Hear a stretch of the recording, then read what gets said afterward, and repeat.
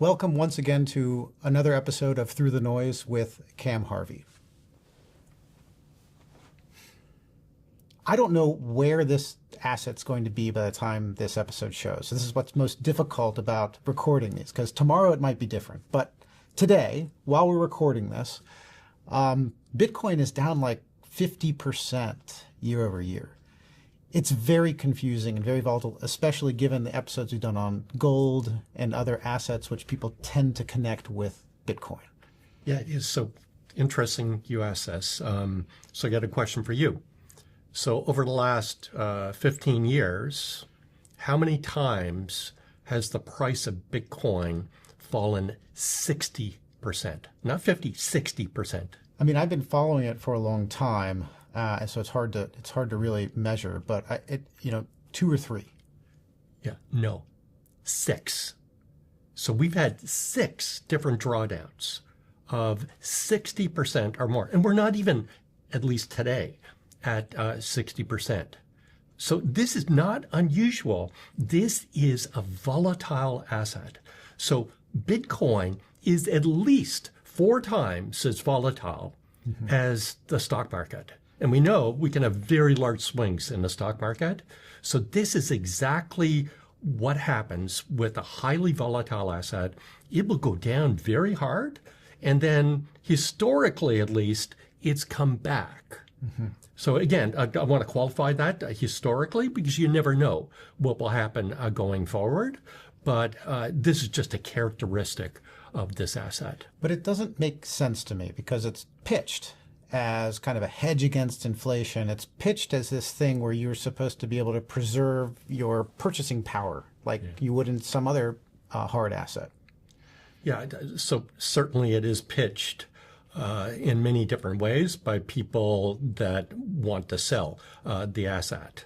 So let's think about the hedging ability. The history is so short. So we really only have 15 years of data that's high quality for this asset.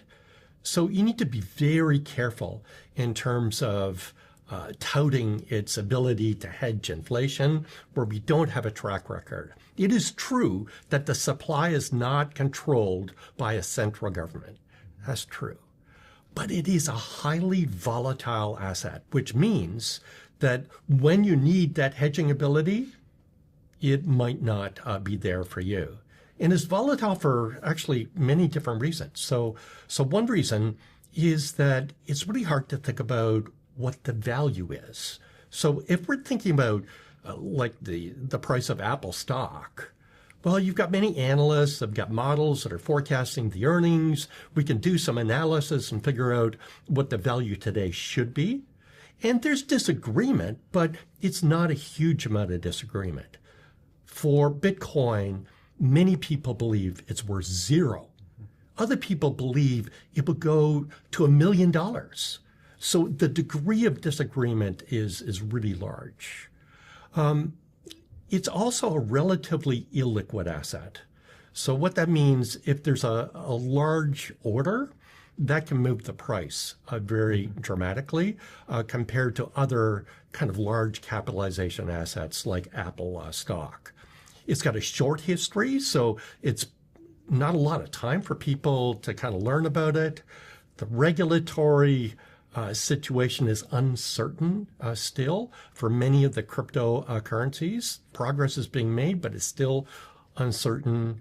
And then there are unique risks with investing in cryptocurrency. So all of that, I think, contributes to this very heightened degree of volatility. We talked a little bit about the supply, the liquidity of the market, but I would think that the demand for Bitcoin should be correlated with the demand for something like gold. But we're seeing that actually they're moving the opposite direction right now. So I can't put those two stories together.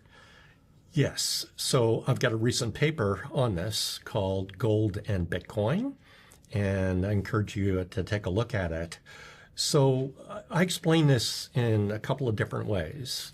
So number one, given that Bitcoin is at least 4 times more volatile than the stock market or gold, it is hardly a safe haven asset. So people saying, oh, well, this is the new gold, Bitcoin. Well, anything with volatility at that scale, it just doesn't fit as a safe haven asset. And then number two, I mentioned these unique risks that Bitcoin's got that gold does not have. And let me give you an example, and that is that Bitcoin exists on a digital network, a blockchain network, and it is possible that network could be attacked. And if the attacker gains 51% control of the network, they effectively take over the coins. So if that happens, it's reasonable to assume that the price of Bitcoin would collapse to something close to zero. So there's a credible scenario that I detail in my paper where the price of Bitcoin could go to zero. So gold doesn't have a scenario like that. So in contrast to Bitcoin, gold actually has tangible uses. So 5% of gold that's produced is used in technology. Over 50% is used for artistic purposes like jewelry. 2% is used for dentistry. So there's like tangible uses for gold, and gold has got this multi-millennia track record of being a safe haven type of asset. So I do think that people are realizing that fundamentally gold and crypto are different. What is the future of crypto? What does this look like for us? So this is important, that crypto is not just one thing. So when we say crypto, we're usually referring to, let's say, Bitcoin, which is the largest crypto. But what I'm particularly interested in is something called the tokenization of real world assets. So to use the technology of blockchain to solve problems. And the most successful tokenization of a real world asset is something called a stablecoin. So this is a token that is backed with US dollars, where you can transfer anywhere in the world in 1 to 12 seconds, compared to a usual transfer with a wire that would take 3 to 5 days. The cost of doing this is trivial. The security is high. It's transparent. This is just solving very important problems, and I'm very enthusiastic about the possibilities. The original Satoshi Nakamoto paper, published in 2008, the vision was a payments mechanism, a peer-to-peer payments mechanism, not a gambling arena. And these stable coins hold the promise of greatly increasing the efficiency of our financial system, reducing transactions costs, making it faster, more transparent, more secure, and that's all good for economic growth. And what we should be focusing on is anything to augment economic growth.